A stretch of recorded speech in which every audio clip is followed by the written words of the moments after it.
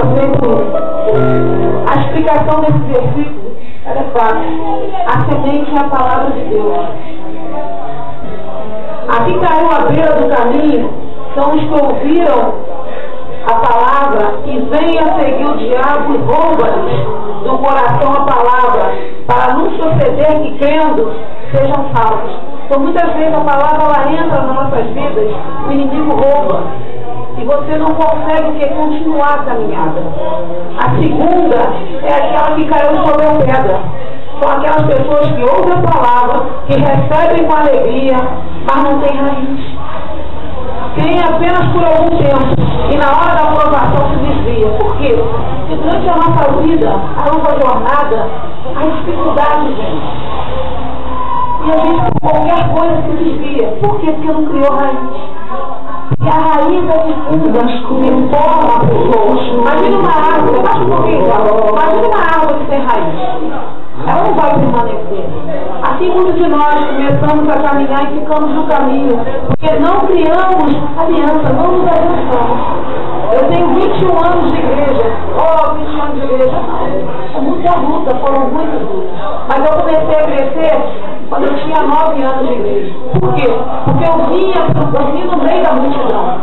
E Jesus quer tirar vocês, quer tirar muitos de nós da multidão. Porque quando a gente sai da multidão, nós nos apresentamos. Ele diz aqui, pai, faz o teu querer na nossa vida. Faz a diferença na nossa vida. Então, são 21 anos de igreja, mas eu acredito que 9 foi o ano que eu comecei a crescer. Foi o tempo que eu comecei a entender o propósito de Deus na minha vida. Porque qualquer coisa, eu ficava de espinho na carne, não me agradava, me aborrecia. Mas quando você tem realmente o Espírito de Deus, você luta, você vem. Você luta, você vem. Só os amores são 13 anos. 13 anos são anos do céu. Mas nem 13, são 14. E quando a minha filha nasceu, eu vim para o céu. E ali passei por muitas coisas. Mas venci. Por quê? Porque eu não tinha um propósito na minha vida. Então, como fala aqui, quando vem as dificuldades, sem raiz, você não continua. Por quê? Porque você não está firmado na palavra. Quando a gente é firmado na palavra, a palavra contrária pode vir. Às vezes o pastor fala uma coisa, é para mim não. O pastor ele não joga direto para você, mas o Espírito Santo fala ao teu coração. O Espírito Santo fala, muda, que eu estou contigo, eu quero cumprir o meu propósito na sua vida. Eu quero executar a minha vontade na sua vida. Mas você muitas vezes, por rebeldia, você acha que o pastor está jogando direto para você. O pastor não está jogando direto para você. Deus está mandando uma verdade para você. Crie raiz. Forme vínculo. Se aliance com a igreja do Senhor. Porque o inimigo ele veio não para matar, roubar e destruir. Mas Deus veio dar vida. E a vida dele dá em abundância. Não é uma vida de riqueza, não. É uma vida de luta. Mas no final, com certeza, você vai levantar sua bandeirinha da vitória. A terceira semente é que caiu entre espinhos. Que são os que ouviram e no decorrer dos dias foram sufocados pelas situações, pelas ilusões da vida. E os seus frutos não chegam a amadurecer. Porque você está caminhando, aí você se vê esmagado entre espinhos de um lado e de outro. Acontece um problema e você se vê sufocado. E você diz, Deus não está comigo, eu não vou mais na igreja, eu não vou mais. É isso que o inimigo quer fazer, te afastar.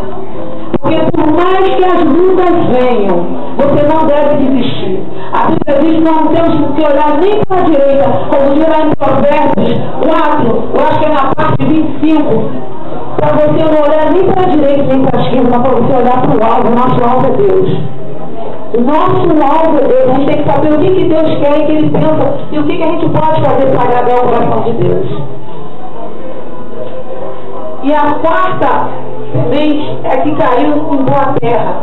São os que, tendo ouvido de bons e retos corações, retêm a palavra. Esses frutificam com perseverança. Não quer dizer que esses frutificam com perseverança porque é fácil, não. Porque não é fácil fazer a vontade de Deus. Por que não é fácil estar entre os irmãos? Porque uma coisa que o inimigo usa muito para atrapalhar a tua carreira é o relacionamento. Porque aqui são várias famílias, são várias gerações. E nós somos um diferente dos outros. Temos defeitos, temos qualidades, Uns são de um jeito, outros são do outro, eu não sei ninguém igual. A diferença é a forma que você busca Deus. Essa é a grande diferença. Mas quando a gente está no meio da igreja, às vezes a gente não concorda com as coisas. O que faz uma igreja vencer? É a transparência. É você dizer no olho do irmão, não concordo com você. Eu não concordo com você. Se você chegar a um denominador comum, não você se trancar dentro da sua casa, julgar, criticar. Isso é que o inimigo gosta. É quando você olha para essas coisas, você deixou de olhar para Deus. Não julgue seu irmão, não condene seu irmão. Quando essas coisas acontecerem, pega ele para Deus. Porque essas lutas elas sempre vão acontecer, as dificuldades elas vão vir. Mas a gente não pode ficar à beira do caminho, não deixar que a nossa raiz uma vamos tentar, vamos tentar. É muita luta, é muita dificuldade. E nós temos estado nesse lugar, nesses anos todos de caminhada, mas nunca foi fácil. Foram muitos anos de perda, muitos anos, teve uma época na minha vida que eu queria me dedicar mais ao trabalho, deixei a obra de Deus no segundo plano. Eu avancei na minha carreira, avancei, mas eu perdi tudo com o tempo. Porque a Bíblia diz, buscar o primeiro reino de Deus, e as demais coisas não serão acrescentadas. E nós temos testemunha aqui nessa campanha de pessoas que se dedicaram, que vão dar testemunho daqui a 2 semanas. E o que Deus fez na vida dela? Porque ela tem vindo priorizando a campanha. Campanha não quer dizer que a campanha é salvação, não. Mas a campanha ela te motiva a ter fé. E às vezes nós queremos receber, queremos ter a presença de Deus, mas não queremos nos esforçar. Tem um versículo que fala sobre a arca na casa de Obed-edom. Obed-edom era um homem que não era nem filho, mas ele permitiu que a arca ficasse na casa dele. A arca ficou durante 3 meses. O que é a arca? É a presença de Deus. Quanto mais eu me aproximo de Deus, mais o Senhor me enche da tua glória. Então todo dia nós temos que buscar o Senhor, temos que glorificar o nome do Senhor, saber que Ele é o Deus, acreditar mesmo que a videira no floresce não dê fruto, mas que o Senhor, Ele está lutando por nós, Ele está na frente da igreja. Uma coisa que o Senhor tem colocado muito aos nossos corações é a fidelidade. O Isaías chegou num assunto muito importante, sobre o dízimo e oferta. A fidelidade. A gente sabe que a gente tem que pagar a conta, a gente sabe que a gente tem compromisso e a gente prioriza todos os compromissos e deixa a fidelidade do Senhor do lado. Como você quer prosperar?